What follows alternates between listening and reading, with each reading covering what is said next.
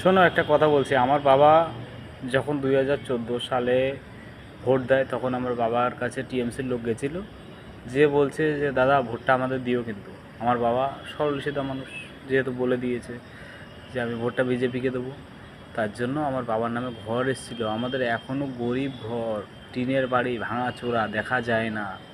আমার বাবার নাম কেটে দিয়েছে। আর বলছে কি যে তুমি টিএমসিকে ভোট দাওনি, তার জন্য তোমার ভোটটা কেটে দিলাম, মানে তোমার ঘরের নামটা কেটে দিলাম।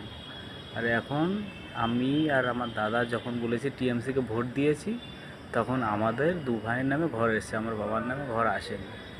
তাহলে বলো, এই যে দুর্নীতির পার্টি এখন যা শুভেন্দুদা করছে, আমার ঘর আসুক আর না আসুক আমার কোনো কিছু যায় আসে না।